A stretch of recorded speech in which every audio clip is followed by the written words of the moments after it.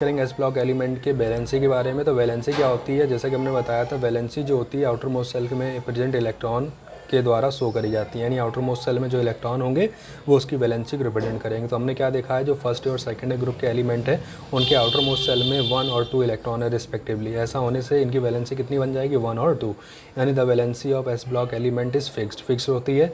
In S block element valency of element of group first is 1 and that of group second is 2। ठीक है, तो S block element की valency variable नहीं होती है, यानी फिक्स होती है। और फर्स्ट ग्रुप के लिए कितनी होगी, 1 होगी क्योंकि इसमें एक इलेक्ट्रॉन है। और सेकंड ग्रुप एलिमेंट के लिए कितनी हो जाएगी, 2 हो जाएगी क्योंकि इसमें कि नंबर ऑफ इलेक्ट्रॉन कितने हैं, 2 है। ठीक है, अब बात करेंगे ऑक्सीडेशन स्टेट की। तो ऑक्सीडेशन स्टेट आपकी एक तरह से इलेक्ट्रॉन लॉस और गेन करने की पावर होती है। ठीक है, तो अगर हम बात करें तो इनके आउटर मोस्ट सेल में 1 और 2 इलेक्ट्रॉन है, तो ईजिली ये अपने आउटर मोस्ट सेल के इलेक्ट्रॉन को निकाल करके, ठीक है, ये आपका ना ऑक्टेट कंप्लीट कर सकते हैं। तो ऑक्टेट कंप्लीट करने से क्या होगा, ये स्टेबलाइज हो जाएंगे। इसका मतलब क्या होगा कि जो एस ब्लॉक एलिमेंट है उसमें फर्स्ट ग्रुप एलिमेंट अपना एक इलेक्ट्रॉन इजीली निकाल सकता है, यानी उसकी ऑक्सीडेशन स्टेट कितनी हो जाएगी, +1। और सेकंड ग्रुप का एलिमेंट 2 इलेक्ट्रॉन निकाल सकता है, इसलिए उसकी ऑक्सीडेशन स्टेट क्या हो जाएगी, +2 हो जाएगी। यानी कि the oxidation state of S block element is fixed. In S block element oxidation state of element of group first A is +1 and that of second is +2। तो ऑक्सीडेशन स्टेट में plus या माइनस जैसा भी इलेक्ट्रॉन गेन और loss हो रहा है आपको लिखना जरूर होता है, जबकि वैलेंसी के साथ ऐसा नहीं लिखा जाता, यानी यहाँ पर आपको प्लस और माइनस सिंबल जो भी आता है उसको लिखना होता है, जबकि इसमें नहीं लिखना होगा। अगर आप ऑक्सीडेशन स्टेट में प्लस या माइनस के साथ नहीं लिखेंगे तो आपका जो ऑक्सीडेशन स्टेट गलत माना जाएगा। ठीक है, अब हम बात करते हैं बेटा इसकी रिएक्टिविटी की बात करेंगे। तो हम लोग जैसा कि जानते हैं कि जो आपके एस ब्लॉक एलिमेंट है यानी फर्स्ट और सेकंड ग्रुप के एलिमेंट है उनकी आयनाइजेशन एनर्जी बहुत कम है। आयनाइजेशन एनर्जी बहुत कम होने से क्या होगा जी, आसानी से अपने आउटर मोस्ट सेल के इलेक्ट्रॉन निकाल सकेंगे, और जितनी आसानी से आउटर मोस्ट सेल के इलेक्ट्रॉन निकालेंगे इसका मतलब वो उतना ज़्यादा रिएक्टिव होगा। यही रीज़न होता है कि जो एस ब्लॉक एलिमेंट होता है जो नेचर में फ्री स्टेट में नहीं पाए जाते, यानी हमेशा जो किसी ना किसी फॉर्म में कंबाइंड फॉर्म में पाए जाएंगे, कभी भी फ्री स्टेट में नहीं पाए जाएंगे। यानी कभी भी लिथियम आपका Li फॉर्म में नहीं पाया जाएगी, या तो हमेशा LiOH या Li2O यानी लिथियम ऑक्साइड या लिथियम हाइड्रोक्साइड के फॉर्म में या अदर स्टेट में पाया जाएगा, यानी अपने ऑक्साइड कार्बोनेट या हाइड्रोक्साइड फॉर्म में ही पाया जाता है। ठीक है, तो ऐसा क्यों है, तो इसका रीज़न होता है लो आयनाइजेशन एनर्जी। ठीक है, तो वही चीज़ बताया गया है, due to low value of ionization and due to low value of ionization energy S block element are highly reactive and react with water and acid evolving hydrogen, react with oxygen to form oxide. Alkali metal are more reactive than alkaline earth metal. ठीक है, तो ये आपके water और acid के साथ जब भी रिएक्ट करेंगे तो हाइड्रोजन गैस बाहर निकालेंगे, और जब ऑक्सीजन के साथ कंबाइन करेंगे तो अपने क्या बनाएंगे, ऑक्साइड बनाएंगे।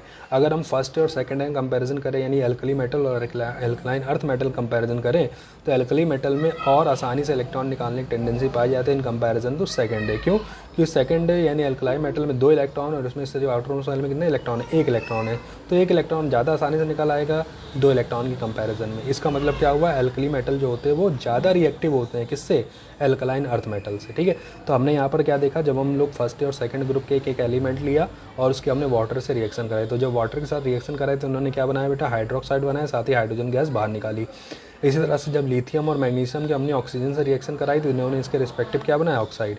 इसका मतलब क्या हुआ, जो एस ब्लॉक एलिमेंट होते हैं हाईली रिएक्टिव होते हैं, इसलिए जो नेचर में कभी भी फ्री स्टेट में नहीं पा जाते। और हाईली रिएक्टिव होने का रीज़न क्या होता है, इनकी लो आयनाइजेशन एनर्जी। तो ध्यान रखना, जो आपसे पूछता है कि जो एस ब्लॉक एलिमेंट होते हैं वो नेचर में फ्री स्टेट में क्यों नहीं पाए जाते, तो रीज़न क्या देना होगा, due to low ionization energy they combined with other element and form their compound so they can not be present in free state in nature। ठीक है, तो इस तरह से आप इसको एक्सप्लेन कर सकते हैं। अब हम बात करेंगे बेटा इसकी रिड्यूसिंग प्रॉपर्टी के बारे में। तो रिड्यूसिंग प्रॉपर्टी एक तरह से किससे रिलेटेड होता है, लॉस ऑफ इलेक्ट्रॉन से। ठीक है, तो वही चीज़ यहाँ पर है कि जो एस ब्लॉक एलिमेंट होते हैं वो आसानी से अपना इलेक्ट्रॉन का लॉस कर सकते हैं, यानी इसमें रिड्यूसिंग प्रॉपर्टी पाई जाती है। तो क्या चीज़ है देखेंगे, S block element have lower value of ionization energy and standard reducing potential. इनका जो स्टैंडर्ड रिड्यूसिंग पोटेंशियल होता है और इनकी जो आयनाइजेशन एनर्जी होती है बहुत कम होती है, और आयनाइजेशन एनर्जी कम होने से क्या होगा कि ये आसानी से अपना आउटर मोस्ट सेल के इलेक्ट्रॉन निकाल देंगे, और जितनी ज़्यादा आसानी से अपना आउटर मोस्ट सेल के इलेक्ट्रॉन निकालेंगे उतने ज़्यादा पावरफुल रिड्यूसिंग एजेंट होंगे, यानी इनकी रिड्यूसिंग प्रॉपर्टी बहुत ज़्यादा हाई होती है क्योंकि इनमें इलेक्ट्रॉन लॉस करने की टेंडेंसी ज़्यादा पाई जाती है। फिर उसके बाद क्या है, दस they form cation more radially, और इसी वजह से ये बहुत ही आसानी से कैटायन का फॉर्मेशन कर सकते हैं। क्या बेटा, they are therefore stronger reducing agent, इसलिए ये क्या है आपके एक स्ट्रॉन्गर रिड्यूसिंग एजेंट कहलाते हैं। Alkali metal are stronger reductant या reducing agent than the alkaline earth metal, और एल्कली मेटल की बात करें तो एल्कली मेटल में और आसानी से इलेक्ट्रॉन लॉस करने की टेंडेंसी होती है, यानी जो एल्कली मेटल होते हैं वो पावरफुल रिड्यूसिंग एजेंट होते हैं। किसके कंपैरिजन में,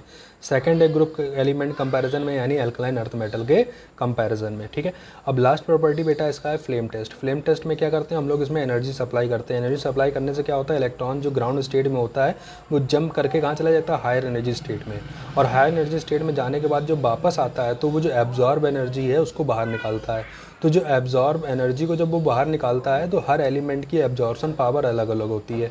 तो जो एनर्जी बाहर निकलती है वो क्या होती है, अलग अलग वेवलेंथ की होती है। इस वजह से हमें जो फ्लेम होती है इन एलिमेंट की वो अलग अलग कलर के साथ शो होती है। तो वही चीज़ यहाँ बताया गया बेटा, when energy supplied to alkali metals their electron are excited to higher energy level as the electron return back to their original position, the extra energy is given out in the form of visible light of characteristic color।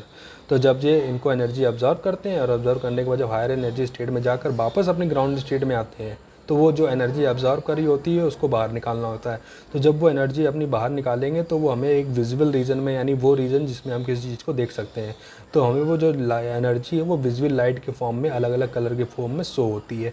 जैसे कि experimentally देखा गया है, जो first group element है उसमें lithium जो होता है वो होता है क्रिम्सन रेड कलर के साथ दिखाई देता है गर्म करने पर।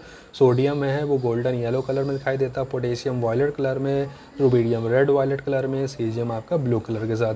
साथ ही अगर हम सेकेंड ग्रुप में बात करें तो जो कैल्शियम होता है वो ब्रिक रेड कलर के साथ होता है। Strontium crimson. बेरेलियम जो है वो एप्पल ग्रीन कलर के साथ, और रेडियम जो है वो कैरेमाइन रेड कलर के साथ हमें शो होता है। कब, जब इसको हम लोग किसी फ्लेम में हीट करते हैं। ठीक है, तो ये थी एस ब्लॉक एलिमेंट और उनकी प्रॉपर्टीज़ जिनसे ऊपर आपसे क्वेश्चन पूछा जाता है। ठीक है, इसी तरह से हमें पी, डी और एफ ब्लॉक एलिमेंट के बारे में भी पढ़ना होगा। ठीक है, तो आज के लिए इतना ही। नेक्स्ट वीडियो में हम बात करेंगे पी ब्लॉक एलिमेंट के बारे में।